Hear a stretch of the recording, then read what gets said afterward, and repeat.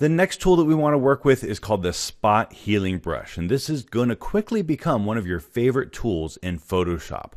It's normally already visible by default, but since we did some other fixes using the red eye tool, we need to reselect it. So we're going to click over here to where our red eye tool is, click and hold, and it's the very top tool. It looks like a band-aid, sort of moving over a selection or covering over part of a selection.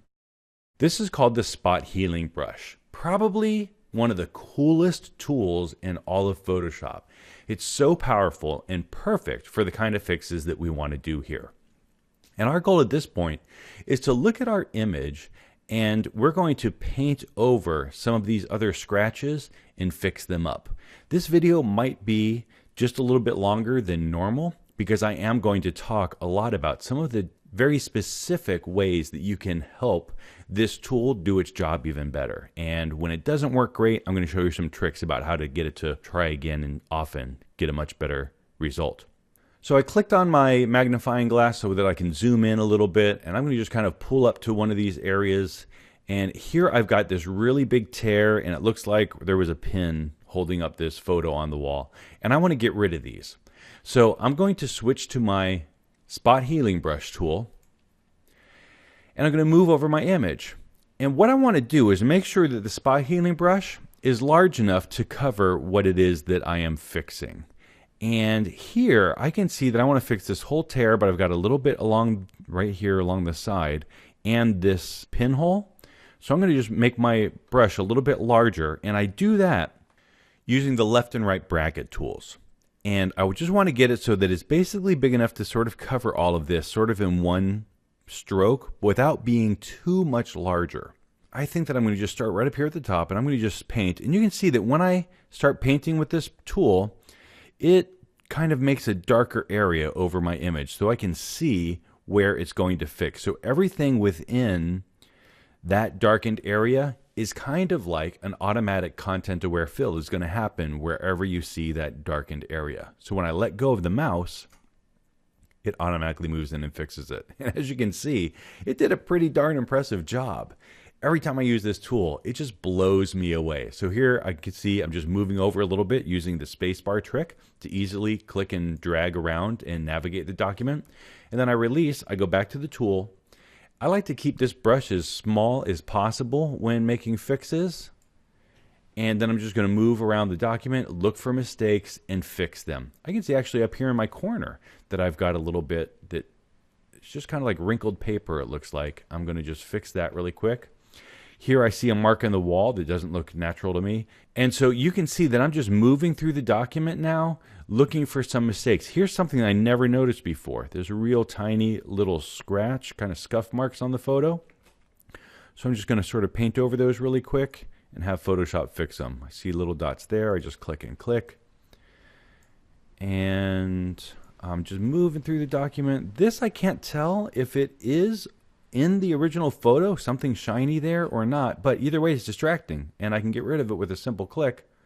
Oh, top right corner, I see a bunch here. I could probably use the content aware fill, but just to show you that this tool works also fairly well over a larger area, I'm going to just kind of scribble all around the whole area, and boom, it's fixed. So I'm just moving through my document really quickly,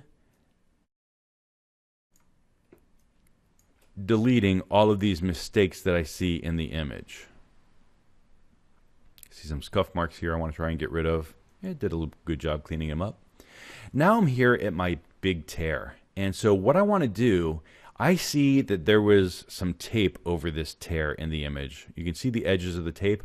I'm going to fix that separately. The first thing I want to do is get rid of this big tear, and then I'm going to go around and clean up those edges.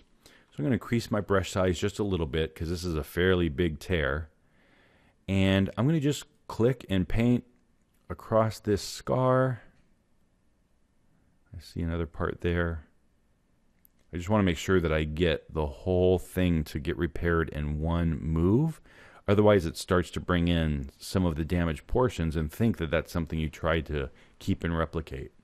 So once I've got it, and you can see how it darkens that area, and I've got that area selected, I let go.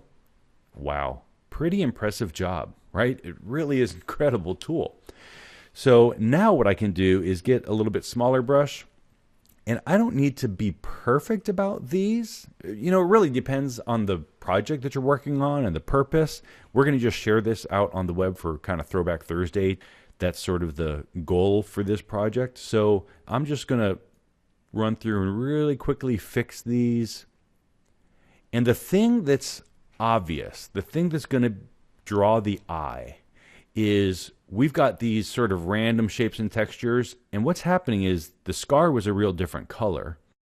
But with the tape is that it is so perfectly straight but not lining up with anything within the image. That's why it stands out so much, and that's why these little scars need to be fixed. And sometimes I don't even do the whole thing. I'll just do kind of sections like this, only where I really see it, because I try to leave as much of the original photo as untouched as possible. And you'll also notice that as you use this tool, you start to kind of see how it's a little softer. You see how it's a little bit blurry here where we use the tool, where out here it's kind of, you see more crisp texture in here as well. So you need to be careful with this tool and just make sure that you're using it in an effective way and in a way that's not going to draw the eye to that real change in texture. It's sort of subtle here. It appears fairly subtle. See there on the arm it works great. But here there's a little bit more texture, and the way it's kind of softening it is sort of drawing some attention, but not enough for me to worry about. So I'm just moving through the image. Here's that white dot that I noticed really early on, which that one for me is always funny because once you rotate it vertically, it's almost like I don't see those white dots as much. And this one too. So I almost missed it again. And I think it's just because it's around this other shiny stuff. And that's why I always look at the image when it's in bad shape, even when it's sideways, just to help me see some of those points. So I'm just moving through the image now really quick and fixing these mistakes. Here's a pebble that's just a little bit distracting and it's so easy to get rid of, might as well. Check the corners also. We've got these kind of marks here that were artifacts from when we had maybe a fold in the paper. So this trash on the ground is definitely distracting. So I'm going to kind of grab that, get rid of it. You can see what a great job this tool does. And remember, you can also always just change the size and increase the size a little bit to just have it sort of fill an area. Once you're done, you can double click on the hand tool and look at the image from a distance and look for any mistakes, any places that you missed. I see a mark here that I'm going to want to fix. So I'm going to just zoom into that some.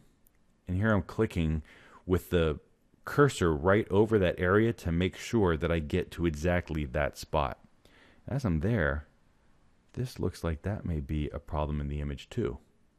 So I'll just really quickly brush over that, brush over this kind of line there. And that black part, I'm not sure what that was. And I also noticed when I was zoomed out, another kind of white speck. Here it is right there. So I just click on that, fix it. I see a little one there. So you can see that I'm kind of taking a little bit of time here. This is something that some people will rush through because when you just compare it to the before and after, it's mind-blowing how much happens.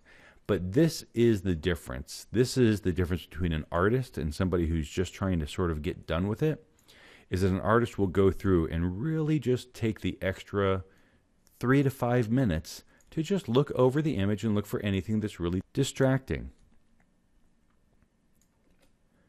So I'm just kind of moving through the image here, and I think that now I've got it all.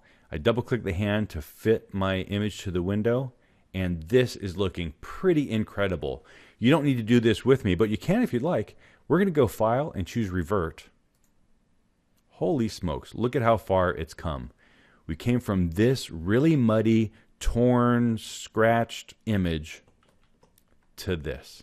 Pretty impressive. Not bad for 10, 15 minutes worth of work. We really took an image from a pretty much unusable state and made it look spectacular. We're going to take it even farther in the next few videos.